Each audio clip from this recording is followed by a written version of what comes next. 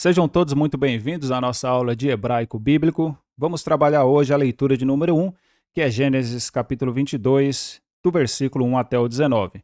Hoje nós não vamos tratar toda essa perícope, mas vamos trabalhar especificamente versículo 1 e versículo 2. Esse aqui é um texto extremamente conhecido, o texto em que Deus põe Abraão à prova ao pedi-lo seu filho Isaque em sacrifício de holocausto. E para os nossos estudos, vamos utilizar como livro base o livro do Brian M. Rossini, Hebraico Bíblico, uma nova abordagem utilizando análise de discurso. Qual que é o diferencial dessa gramática? Bom, ela procura conjugar o estudo convencional da gramática do Antigo Testamento em termos de morfologia e sintaxe, mas ela traz também essa visão mais abrangente, a visão macro do texto bíblico, e isso é o resultado da análise de discurso aplicado aqui nesse texto. Então, nosso objetivo vai ser esse, seguir o roteiro e o cronograma do Rossini. A gente sabe que o Rossini ele possui 50 lições ao todo na sua gramática, sendo que a partir da lição de número 16, ele começa a trabalhar perícopes específicas, que é o caso aqui, que é a primeira leitura, por isso que está escrito aí, leitura 1, Gênesis 22, versículo 1 ao 19. O que ele vai fazer? A partir da lição 16, ele pega versículos e quando chegarmos lá na lição de número 22, paralelamente ele vai ter terminado o estudo de Gênesis 21, de 1 ao 19. Então a gente vai seguir, grosso modo aqui, essa mesma estrutura, esse mesmo cronograma. Com uma pequena diferença. Pretendemos fazer um primeiro vídeo para cada lição e nessa lição vamos reservar apenas para a tradução desses dois primeiros versículos. Então vai ser assim, toda a lição que nós formos trabalhar, essas 7 lições, primeiro vídeo, vídeo de tradução. É o vídeo que a gente vai abordar aspectos morfológicos, sintáticos e também alguns apontamentos da análise de discurso.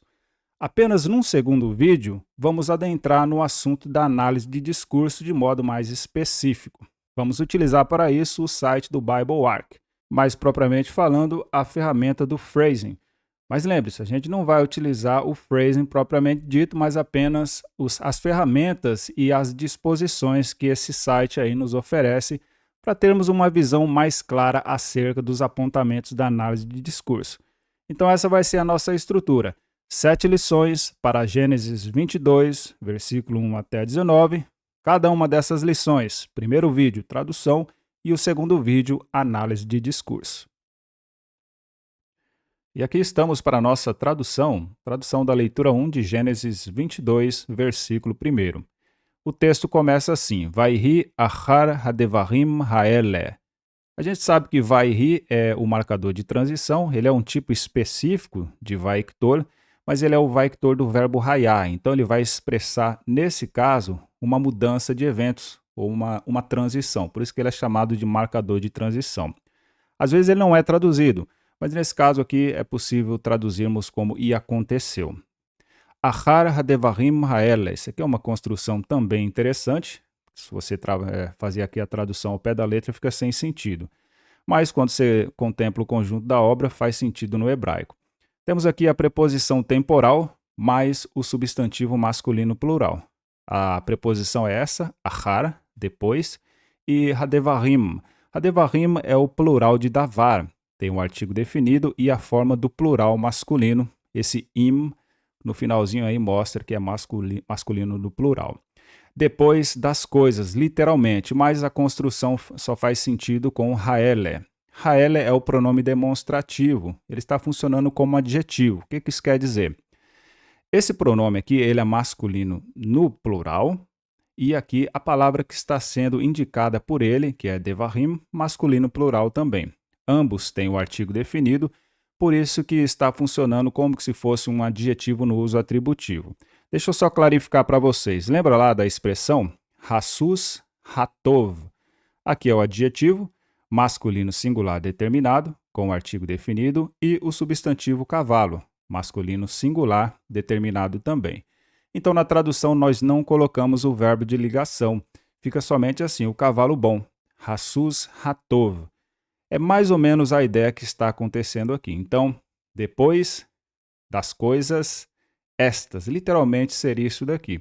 Mas fica no português mais corrente, mais correto, e aconteceu depois destas coisas. Essa que é a noção. A próxima construção aqui é a construção chamada de X-Katar. Veha Elohim Nissa. Aqui é o substantivo Elohim, que é o plural de Eloá, mas aqui é interessante notar que ele está funcionando como um plural de majestade, que é Deus. A palavra Deus, a gente traduz com Deus em letra maiúscula. E uma das evidências de que esse substantivo está sendo utilizado na forma de plural de majestade, porque a gente sabe que existe apenas um Deus na Trindade, é justamente por conta do verbo. O verbo aqui nissá, ele está conjugado na terceira pessoa masculino do singular do tronco piel. O tronco piel você consegue identificar aqui pela presença da duplicação da segunda consoante da raiz. E esse hírica aqui de baixo também dá essa indicação do piel. Então, é um plural de majestade por conta disso. O verbo é terceira masculino singular, portanto, ha-Elohim, que de maneira separada poderia ser traduzido como deuses, nós traduzimos como Deus no singular, porque é um plural de majestade especificamente. Vamos falar um pouquinho desse X-Katal aqui? O X-Katal, como a gente vai ver, ele representa a topicalização, mas vamos ver uma pequena regrinha aqui com relação às possibilidades de nós nos depararmos com esse X-Katal. Como é que ele aparece? A regra é a seguinte: o elemento X fronteado de uma oração hebraica pode ser o sujeito, o objeto direto, o objeto indireto ou uma frase preposicional. Então, o que a gente encontra aqui? O X-Katal, como o nome diz, ele vai ser um elemento que pode ser o sujeito, objeto direto, indireto ou frase preposicional, precedendo o verbo conjugado no katar, na conjugação do katar. Por exemplo aqui, deixa eu dar o exemplo do sujeito. Juízes 3:24, que diz assim: Vehu yatsah ve'avadav ba'u va'ir'u ve'hine dartot ha'aliyah neulot. E saindo ele, vieram os seus servos e viram, e eis que as portas do salão estavam fechadas. Qual que é o elemento X fronteado aqui? Vehu. Vehu é o pronome do caso reto, da terceira pessoa, ele. E aqui é o verbo no katal, yatsah, que é o verbo sair. E outro exemplo aqui, sujeito, que ele é aqui os seus servos, que é a palavra eved, que está no plural, com esse av no final, que é o pronome possessivo, seus. Possessivo de terceira pessoa aí do plural. A coisa possuída é plural, que são os servos, então são os seus servos.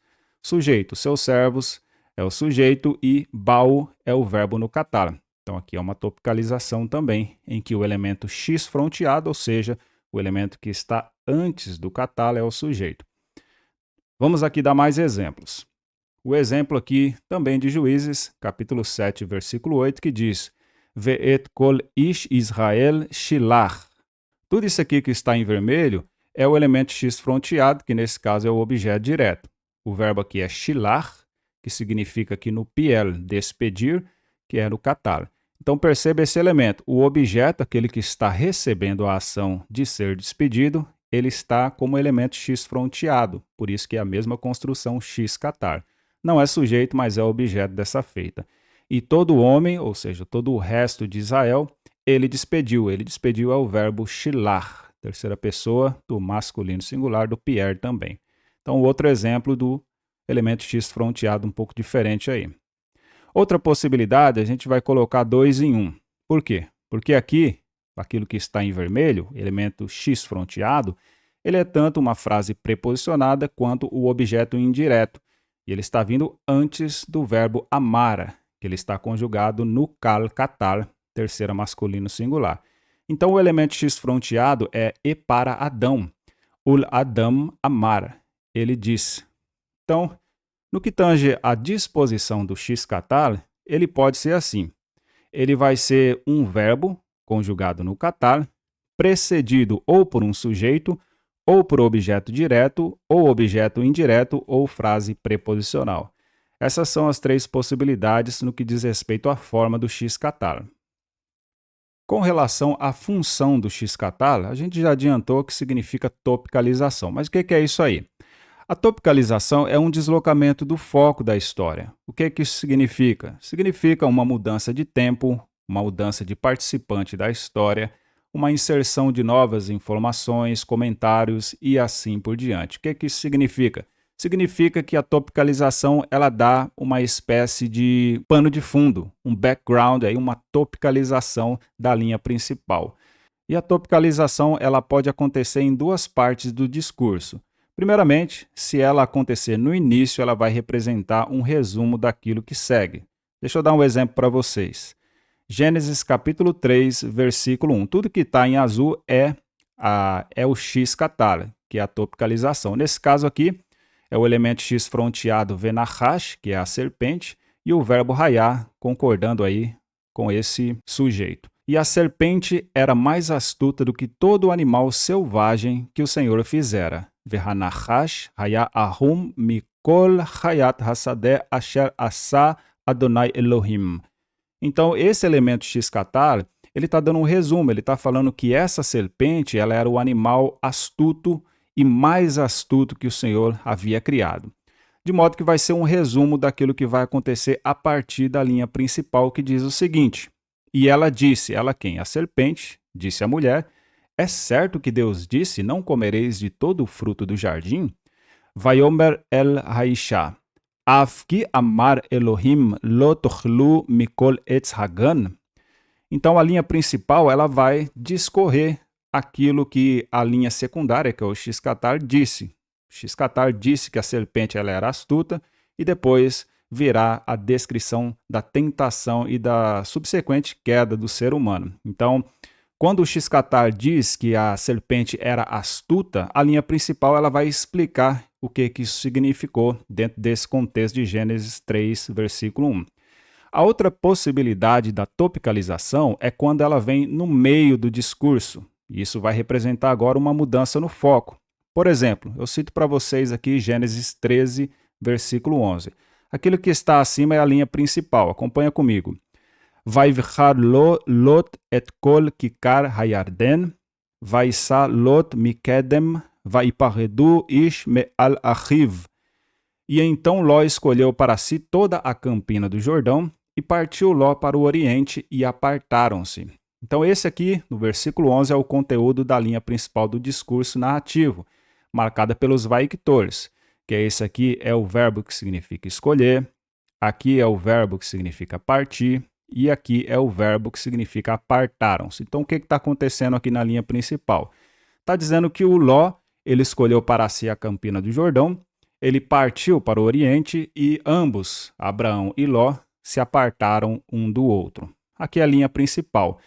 Aí o X-Catar ele vai apresentar a partir do versículo 12 o que aconteceu a partir disso. Então ele dá uma mudança de foco e vai apresentar novas informações, uma topicalização, por assim dizer. O que é dito? Avram yashav be'eretz Canaan, velot yashav be'arei hakikar, vayehal ad Sedom. Habitou Abrão na terra de Canaã, e Ló habitou nas cidades da Campina e armou as suas tendas até Sodoma. Então o X-Catar aqui ele está no meio dessa narrativa e está expressando essa mudança do foco daquilo que aconteceu no versículo 11. Então existem essas duas possibilidades. No início, o X-Catar ele representa um resumo daquilo que vai seguir, consequentemente na linha principal do discurso narrativo, e se estiver no meio, é uma mudança no foco. Voltemos então para a nossa tradução. Veha Elohim Nissa, então é Deus provou, e se nós considerarmos aquilo que acabamos de dizer, esse X-Catar ele está no início dessa narrativa. O que isso quer dizer? Quer dizer que aqui é uma espécie de resumo daquilo que vai acontecer subsequentemente, porque aqui o texto está dizendo, e aconteceu depois dessas coisas que Deus provou a Abraão. De modo que tudo que vai vir depois disso daqui, depois desse X-Catar, dessa topicalização, vai ser um desdobramento que vai explicar em que consistiu esta prova que Deus impingiu sobre o nosso camarada aí, o Abraão. Aqui eu gostaria só de dar uma pequena observação com relação ao verbo nissá, porque a gente sabe que o verbo nissá, ele é um verbo que ele pode significar tanto provar quanto tentar. Por razões teológicas, sempre que Deus for o sujeito desse verbo nissá, nós vamos traduzir como provar, porque por razões teológicas Deus não pode provar ninguém porque ele não é um pecador, por assim dizer. Por razões teológicas, Deus não pode provar ninguém. Por exemplo aqui, Deuteronômio 6,16 é o mesmo verbo. Ele está conjugado também no piel, como aqui, mas a diferença é que aqui é o ictol e aqui é o katar também. Olha o que diz. Lo tenassu et Adonai Eloheichem kasher nisitem bamassá. Não tentareis o Senhor vosso Deus, conforme vós tentastes em Massá.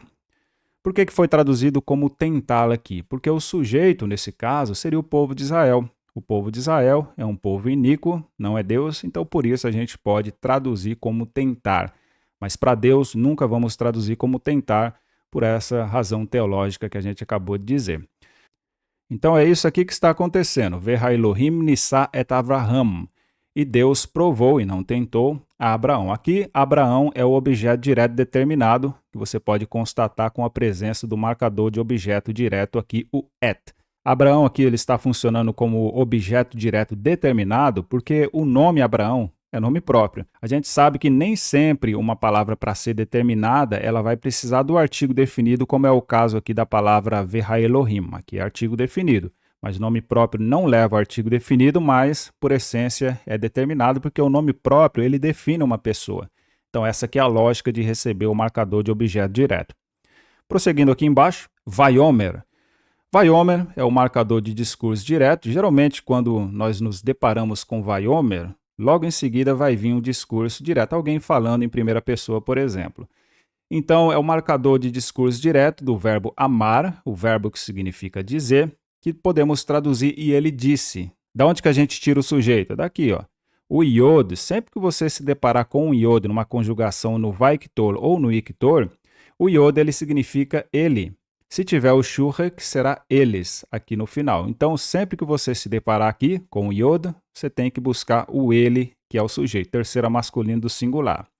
Vaiomer. E ele disse. Quem é que disse aqui? É Deus. Deus ele é o sujeito. Veha Elohim. Aqui pelo contexto a gente sabe que Deus ele vai se dirigir, ele vai dirigir a palavra para Abraão.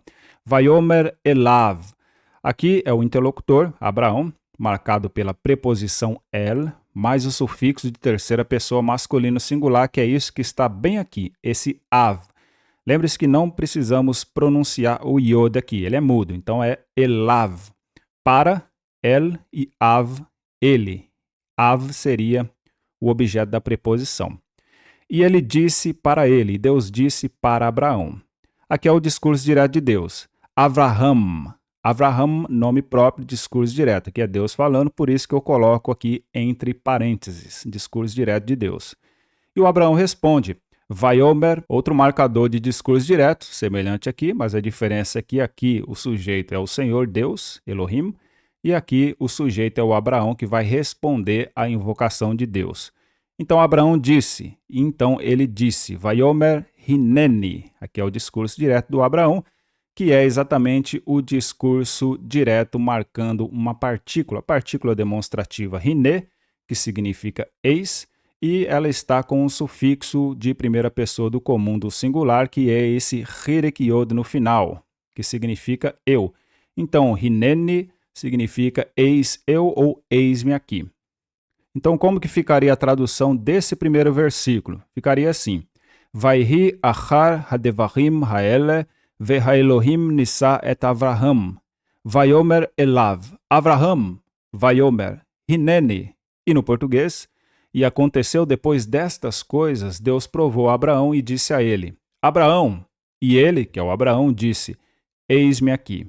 Vamos agora para o versículo número 2. Ele começa novamente com o vaiktor. É mais uma vez um marcador de discurso direto, o vaiktor do verbo dizer, o verbo amar, que significa vaiomer. E ele disse, de novo, isso aqui você está familiarizado com essa construção. A próxima construção é o imperativo no tronco kal do verbo lakar. Esse verbo significa tomar ou levar. Ele está acompanhado da partícula de súplica, que é essa partícula aqui, na. Ela pode significar súplica, mas também pode ser urgência. Poderia ser karna, toma agora, ou toma imediatamente, ou toma por favor. Seria uma súplica. Dependendo do contexto, vai ser súplica ou vai ser aí uma emergência. Nesse caso, é uma emergência. Deus ele está dando uma ordem tácita para Abraão. Então, se enquadra muito mais aí, não uma súplica, mas a expressão de urgência. E ele disse, Deus disse, toma o quê? Et bincha et yechidecha, o teu filho, o teu único, literalmente. O que temos aqui? Temos a presença de um objeto direto qualificado. Repare a presença do marcador de objeto direto. Aqui a palavra ben, que ela está com o sufixo possessivo de segunda pessoa masculino singular, o teu, então significa o teu filho. Lembre-se que toda palavra que possui o sufixo possessivo, ela vai ser determinada. Por isso que colocamos na tradução o artigo definido aqui e aqui também. Então fica o teu filho, et bincha et yechidecha. A palavra yechidecha também é uma construção com esse pronome possessivo, erra, que você está vendo aí. Ela separadamente seria yahid, significa único. Então, a presença desse marcador de objeto direto é porque toda palavra com o pronome possessivo, ela vai ser determinada. E isso explica a presença desse marcador. Prosseguindo aqui, asher ahavta. Aqui é uma cláusula muito interessante que vale a pena a gente gastar um pouquinho de tempo nela, que é o catal em cláusula dependente. O que é que ele faz? Ele fornece informações sobre um passado relativo. Pode ser traduzido aqui assim, que tu amas. Aqui é o pronome relativo e aqui é o verbo que ele está conjugado no catálogo, o verbo amar, ahavta, a segunda pessoa. A segunda pessoa se identifica aqui, ó, com esse tá aqui no final. Vamos entender um pouquinho desse catálogo em cláusula relativa, antes falando um pouquinho sobre a ideia de pronome relativo. O pronome relativo, ele possui este nome, pois o mesmo estabelece uma relação entre duas orações ao substituir um termo presente na oração anterior. Vamos clarificar um pouco isso daqui. Vou colocar duas orações, uma oração principal, que vai se tornar principal, e uma oração subordinada. São essas duas aqui. Hebraico é a matéria. Ponto. Eu estudei. Duas orações, cada uma separadamente, elas não estão conectadas, mas quando a gente coloca, por exemplo, aqui o pronome relativo, perceba que essa definição aqui faz mais sentido. Hebraico é a matéria que eu estudei. O pronome relativo, ele está fazendo com que essa oração aqui, eu estudei, se torne subordinada à primeira. Hebraico é a matéria que. A palavra que está substituindo a palavra em azul aqui, matéria. Lembre-se, todo pronome ele vai substituir alguma palavra e vai ter o antecedente. Nesse caso, o antecedente de que é a matéria. Hebraico é a matéria que eu estudei. Então, nesse caso, por conta da presença do pronome relativo, o verbo estudei, ele está nessa relação de dependência com a primeira oração, que se torna a oração principal. Essa aqui é a mesma ideia do hebraico. Mas antes de voltarmos para a nossa tradução, eu gostaria de abrir mais um parênteses aqui com relação a esse uso do catal em cláusula dependente, cláusula ou oração dependente. Eu vou colocar aqui duas partículas que mostram que esse catal pode estar nessa mesma posição. Por exemplo, se você se deparar com a conjunção que significa quando, que, porque ou pois, precedendo o catal, o que vai acontecer? Vai estabelecer de novo uma relação de dependência. Tomemos como exemplo Gênesis 3,19, que diz assim: Bezeat apecha tochal lechem ad shuvcha el ha'adamah. Com o suor do teu rosto, aqui eu coloquei com o suor do teu rosto, que é a oração independente. Até que tu tornes para a terra. Aqui seria uma oração dependente, e na nossa outra parte do versículo diz: Ki mimena lukarta, pois dela foste tirada. Pois, aqui é a conjunção. Mimena, aqui é a preposição que significa dela, que ele está apontando exatamente para a terra, pois dela, pois da terra. Lukarta, que é o verbo que está conjugado no catar do tronco kal passivo. Então, dela tu foste tirado. Perceba que esse verbo ele ficou numa relação dependente com a oração principal. Então, existe essa possibilidade. Se o catal estiver precedido não apenas por asher, mas também por essa conjunção, ele vai estar numa cláusula dependente de igual modo. Mas existe mais um exemplo. Deixa eu colocar aqui para vocês. Quando o catálogo estiver sendo precedido agora pela conjunção im, que é a conjunção condicional, traduzimos geralmente como se, também esse catálogo estará numa oração dependente. Por exemplo, Gênesis 30, versículo 27, a oração independente seria assim: Vayomer Elav Lavan. Então lhe disse Labão, discurso direto. Imna matzati chen beinecha. Se agora tenho achado graça em teus olhos. Então aqui é a partícula im e aqui é o verbo conjugado no catar. De novo, essa cláusula, essa oração ficou dependente da primeira, que é o discurso direto aí de modo bem específico. No hebraico, essa estrutura mostra exatamente essa dependência. Portanto, além dessa conjunção se, devemos acrescentar a conjunção que são essas duas partículas usadas com o catar, que também resultam em cláusulas dependentes, assim como acontece com o pronome relativo asher, que é aquele que está na nossa lição, em Gênesis 22, versículo 2. Só para fechar então o assunto, é interessante você guardar isso daqui, que a regra é que o catar em oração dependente, ele é uma forma catar, quando ocorre numa cláusula dependente e ele exerce a função no hebraico bíblico de fornecer informações contextuais de um passado relativo. O passado relativo significa passado em relação à cláusula principal da oração. Na maioria das vezes, a cláusula principal é a cláusula vaiktor na narrativa histórica, que é o que a gente vê aqui na nossa lição, no nosso versículo 2. Ele começa com o vaiktor, depois ele entra com o discurso hortatório e essa cláusula, essa oração dependente aqui, pela presença do asher, ela estará exatamente fornecendo informações relativamente à linha principal que aqui está. Vamos prosseguir? Vamos lá. Próxima construção, et Yitzhak. Marcador de objeto direto, a gente sabe que não devemos traduzir, é marcador de objeto direto porque é nome próprio, nome Isaac, Yitzhak. Aqui embaixo, Velech Lecha.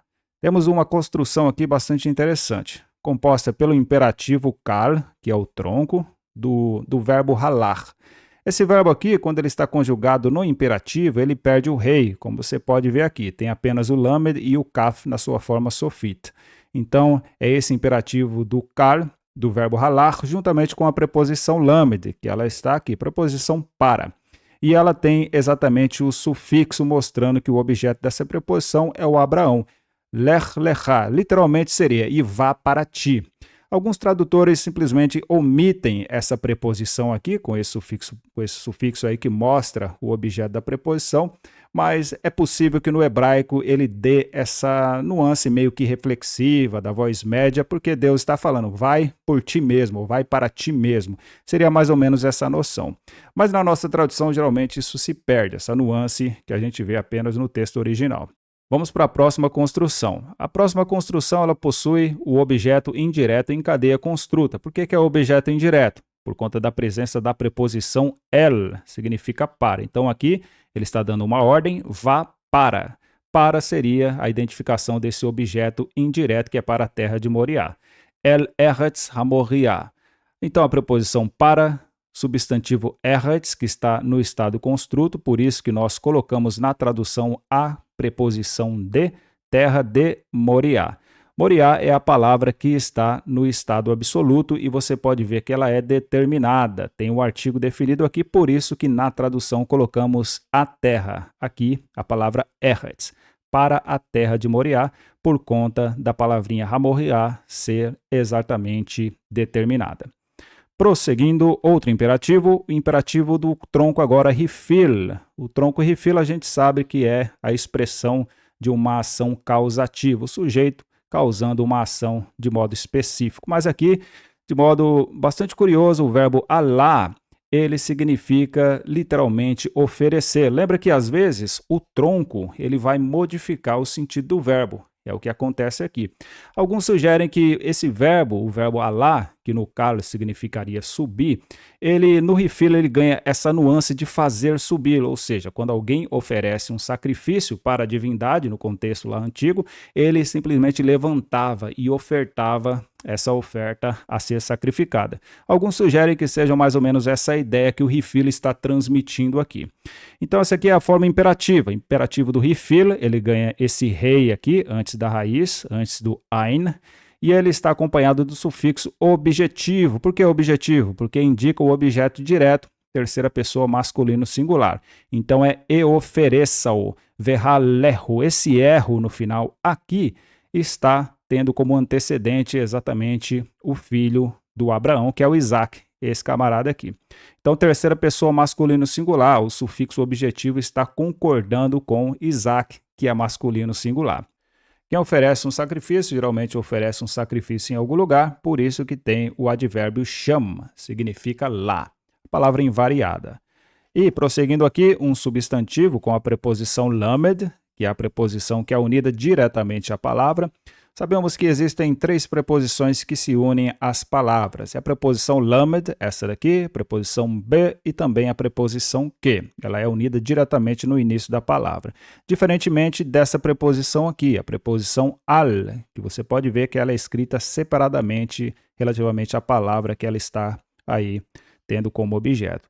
Mas voltando aqui, le olá. Olá seria o substantivo sacrifício, preposição al. Aqui seria o número cardinal. O número cardinal é aquele que você conta 1, 2, 3, 4, 5 e assim por diante. Número ordinal seria primeiro, segundo e terceiro. O hebraico também faz essa distinção. Mas vamos lá, é um número cardinal que ele está funcionando como adjetivo construto também. Por isso que na tradução colocamos uma de, com a presença da preposição de, que estabelece a relação construta na nossa tradução. Note também que a palavra ahad significa um ou uma. O gênero vai depender muito da palavra que esse número cardinal estiver qualificando. Por exemplo, aqui no hebraico, a palavra reharim, que significa montanhas, ela é masculina plural, como você pode ver exatamente com a presença do hirik yod e do mem. Agora, na tradução, nós temos que colocar o gênero correspondente. Se significa montanha, então aqui o numeral ele vai significar também na tradução uma. Muito embora seja a forma masculina, devemos colocar uma, porque na tradução montanhas são aí feminino. Legal? Então, essa aqui é a ideia exatamente. Prosseguindo aqui, Asher Omar Elecha. Aqui é uma cláusula muito interessante porque ela vai expressar exatamente tudo aquilo que nós explicamos com relação ao catala em cláusula dependente, com a diferença que aqui teremos um ictole em cláusula dependente que vai servir para fornecer informações de um não passado relativo. É a mesma coisa, só que a diferença é que geralmente o ictole ele é traduzido com o nosso futuro. Então é jogarei, amarei, estudarei e assim por diante. Muito embora é importante também mencionarmos que o verbo em hebraico ele não foca tanto nessa questão temporal de passado e presente e futuro. De fato que isso estará muito mais atrelado ao gênero literário e ao contexto, mas o verbo em hebraico ele funciona mais ou menos do mesmo jeito que acontece no grego bíblico. A ênfase não é tanta assim no aspecto temporal de passado, presente e futuro, mas muito mais na questão do aspecto, ou seja, essa ação ela é acabada ou ela é inacabada, ela está acontecendo ou ela aconteceu de uma só vez. Essa aqui é a grande distinção. Mas para efeitos aqui do nosso contexto, o katal ele vai expressar informações no passado relativo e aqui ele vai expressar exatamente informações de um não passado, geralmente traduzido no futuro. Só mais um adendo aqui, o verbo ahav, ele significa amar e geralmente ele poderia aqui também ter sido traduzido como tu amaste. Mas como é um verbo que ele expressa sentimento, geralmente o verbo que expressa sentimento significa uma ação aí expressa no presente. Fica melhor traduzido no presente, mas também poderia ser no passado, tudo vai depender aí da condição que o contexto nos impõe. Então essa vai ser basicamente a mesma noção. Um ictole em cláusula dependente, aqui embaixo, fornecendo informações de um não passado relativo e aquelas mesmas observações que fizemos com relação ao catala aqui se aplicam ao ictor dentro dessa construção também. Para finalizar, Elecha, que é o objeto indireto, ou seja, Deus está falando, vá, ofereça lá por sacrifício sobre uma das montanhas que eu falarei para ti. De novo aqui, a preposição el significa para, que está acompanhada com o sufixo de segunda masculino singular, que por sinal é o ti aí, é o Abraão, Elecha, para ti. Então fica assim o nosso versículo. Vayomer kachna et bincha et yechidecha asher ahavta et Yitzchak.